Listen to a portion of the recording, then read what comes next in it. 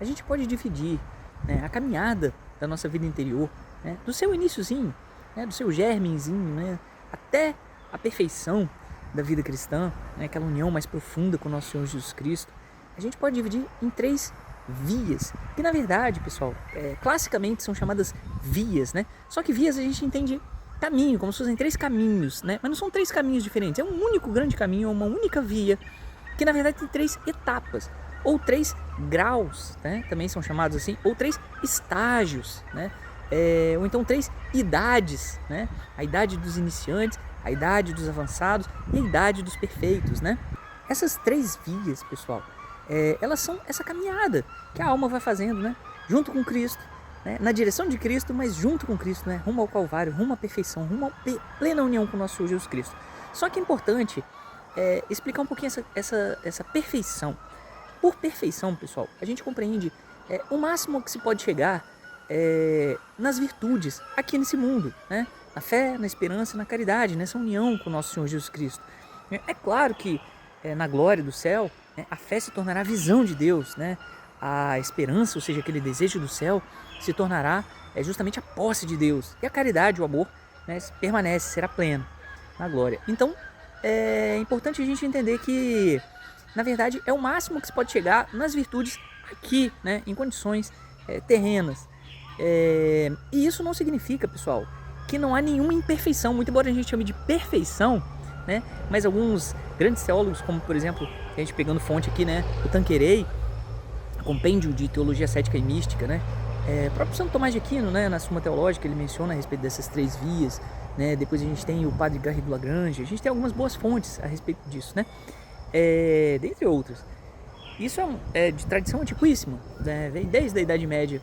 Na verdade, se a gente for pegar algumas fontes, a gente consegue buscar indícios, né, dessas 3 vias lá desde São Paulo na Sagrada Escritura, desde os primeiros padres da igreja, os primeiros grandes cristãos, né, dos primeiros séculos, passando aí pela Idade Média, né, chegou até hoje nessa doutrina das 3 vias, né? Mas o que a gente pode dizer é o seguinte: quando a gente fala em perfeição, pessoal, essa perfeição, ela, na verdade, ela comporta alguma imperfeição, né? Ela pode ser uma ausência, sim, de todo pecado mortal, pode até ser uma ausência de todo pecado venial, né? Ou seja, até os pecados leves podem ser perfeitamente evitados, mas os pecados veniais deliberados, mas aquelas imperfeições ainda que existem na alma, né? Aquela inconstância que existe no amor pleno a Deus, né? Não é uma constante firme, isso ainda permanece até o fim da nossa vida, né? Nesse combate, um combate que vai durar a vida inteira, né? Mas é possível chegar a um grau altíssimo, pessoal, da união com o nosso Senhor Jesus Cristo, né? Um grau altíssimo de fé, esperança e caridade que você passa a já gozar, de certo modo, antecipadamente, do céu na terra, né, pessoal? E existem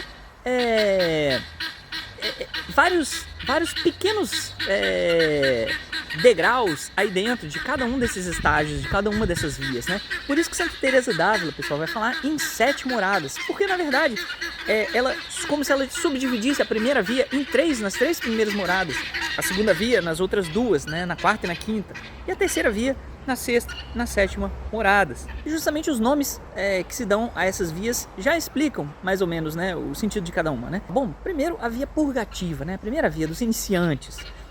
Essa via, justamente o objetivo dela é purgar os pecados, né? Então a gente vai se apartando do pecado mortal e vai começando a evitar fortemente os pecados veniais, né? Então, né, na segunda via, né, a via dos avançados, ela é chamada via iluminativa, justamente porque a gente segue a luz de Cristo, né? É Cristo que vai nos iluminando, na inteligência e na vontade a gente vai cultivando as virtudes, né, da imitação de Cristo. Então, as virtudes humanas, mas principalmente as virtudes teologais, a fé, a esperança e a caridade crescem em nós e a gente começa a crescer na imitação de Cristo, né? E aí a terceira via é a via dos perfeitos, a chamada via unitiva, em que a gente goza dessa união com o nosso Senhor Jesus Cristo e começa a colher os frutos dessa união, né? E esses frutos vêm principalmente por causa de um altíssimo grau dessas 3 virtudes, pessoal, a fé, a esperança e a caridade, né? Por isso que alguns teólogos vão dizer que e nisso se encerra aquilo que nosso Senhor Jesus Cristo disse, né? Todo aquele que quiser me seguir, renuncie a si mesmo, tome a sua cruz e siga-me, né? Renuncie a si mesmo, ou seja, comece a combater os seus pecados, né?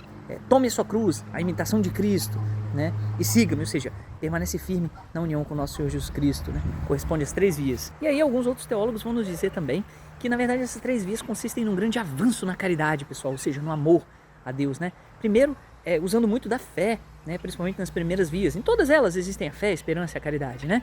Mas no início da nossa caminhada, na primeira via, esse avanço na caridade, ou seja, no amor a Deus, na pertença a Deus, se dá primeiro pela ciência das coisas de Deus. Então você começa a crer em Deus e a confiar, né, em Deus. Então você começa a ter um conhecimento das coisas divinas, da doutrina da igreja, né, uma pertença à igreja. Então isso dá principalmente pela virtude da fé, pessoal. Não somente, mas principalmente, né, a virtude mais aguçada, né, mais desenvolvida aí nessa primeira via, nesse primeiro estágio, né? E você começa então a crescer no temor de Deus, né? E aí vem a segunda via, que é a da esperança, né? Na verdade, essa segunda virtude teologal é muito mais usada e se desenvolve muito mais nessa segunda via, né? Claro que a fé ali está atuante, a caridade, o amor a Deus também é o objetivo final de todas as coisas e o motor de todas as coisas, né? Mas esse desejo de Deus, esse desejo do céu, esse desejo de possuir a nosso Senhor Jesus Cristo, de estar com Ele, de imitá-lo, né? Ele começa a se tornar forte nessa segunda via, né? E a terceira via, a da caridade, né? Onde a caridade já é muito forte, essa pertença a Deus, né? Essa união a Deus por uma pertença total, por uma união das vontades, né? Da sua vontade com a vontade divina. E aí você colhe os frutos, né? Disso tudo, interiores, né? Isso se dá então nessa gradação então, dessas 3 vias, fé, esperança e caridade, né? Lembrando que, pessoal, nas 3 existem as 3 virtudes que são importantes, né? E lembrando que essas 3 vias não são rígidas, assim, você primeiro combate todos os seus pecados mortais para depois começar a cultivar as virtudes. Não, a gente já vai fazendo. O que acontece é que é próprio de cada uma, mais próprio de cada uma. Na primeira, você mais combate os pecados, né? Você tem mais um temor de Deus. Na segunda, você começa a ter mais um afeto a nosso Senhor Jesus Cristo, se aproximar dele, né? E cultivar mais essa imitação de Cristo, né? Na terceira, você começa a ter mais essa pertença total a nosso Senhor Jesus Cristo, né? De modo que você passa a ter momentos de amor a Deus muito fortes, independentes da esperança, ou seja, ainda que sem em segundo plano um desejo ali também de Deus, um desejo de céu, você simplesmente ama a Deus puramente em alguns momentos assim mais fortes, né? É como Santa Teresa naquele momento em que ela teve aquela oração, né? Sou vós, ela falou, dai-me céu ou dai-me inferno, pois toda me dei a vós, né? Não é que ela estava querendo o inferno, obviamente, né? Mas ela quis dizer que o amor a Deus não é condicionado a nada, nenhum benefício, né? Não é condicionado a essa esperança, esse desejo de receber o céu, de receber a Deus, né? Ela simplesmente quer amar a Deus e é aí que está a felicidade dela. Então isso é uma característica muito marcante também da terceira via, pessoal, a via dos perfeitos. E aí nessas vias, pessoal, claro que há terrenos comuns, né? Às vezes você não sabe diferenciar exatamente até onde termina a primeira, né? Terminou a primeira e já começou a segunda, né? Tem terrenos comuns ali, né? Você pode estar bastante avançado, a pessoa que está no final da primeira via, já passando para a segunda via, está muito mais avançada do que quem está lá no início, ela está muito mais próxima de quem está no início da segunda via, né? Então tem terrenos comuns ali, não é uma coisa dura, não é uma cerca ali que divide um muro, né?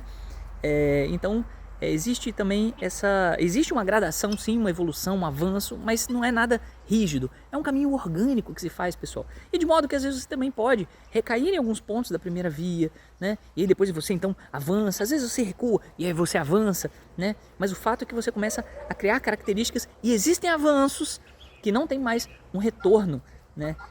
A gente cruza em alguns pontos algumas linhas em que não dá mais para voltar. E por fim, pessoal, a gente poderia falar das ferramentas que a igreja coloca à nossa disposição para que a gente avance nessas vias. Na verdade, olha que beleza, a igreja, né, nosso Senhor Jesus Cristo por meio da igreja nos deu ferramentas, a oração, os exames de consciência, as meditações da vida de Cristo, da paixão de Cristo, da morte, das coisas últimas, né, a escatologia. A gente tem os exercícios espirituais e a gente tem as penitências, as mortificações e principalmente a fonte de toda a graça, pessoal, os sacramentos, né? Então aí vem toda a força de Deus, né, que vai nos conduzindo nessas vias. E a nossa parte é usar dessas ferramentas, né, da melhor forma. Mas é interessante que é Deus que faz esse movimento, pessoal. Como que eu faço para cruzar de uma via para outra? É Deus quem vai nos dando as graças e nos dando as provações, né? As dificuldades, mas as graças para que a gente as enfrente e as vença. Na medida que a gente não vence, pessoal, a gente permanece nessa caminhada, né? Até que venham novas provações, até que a gente comece a perseverar, né, ao ponto de realmente ter uma mudança substancial interior e que a gente cruze, né, vença determinadas questões interiores, vença determinadas dificuldades, avance em determinadas virtudes, e se una mais perfeitamente a Nosso Senhor, cresça mais fortemente nas virtudes, e a gente percebe um aumento súbito, né? Então a gente tem uma outra qualidade de cristão aí, e a gente viu que a gente está avançando bem, né, nessas vias.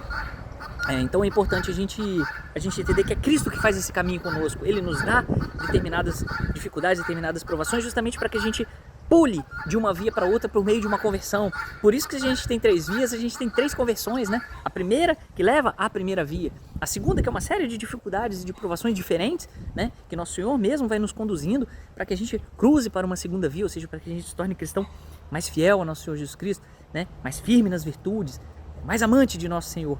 E aí então vem uma terceira conversão para a terceira via, né? E aí sim chegamos na perfeição da vida cristã.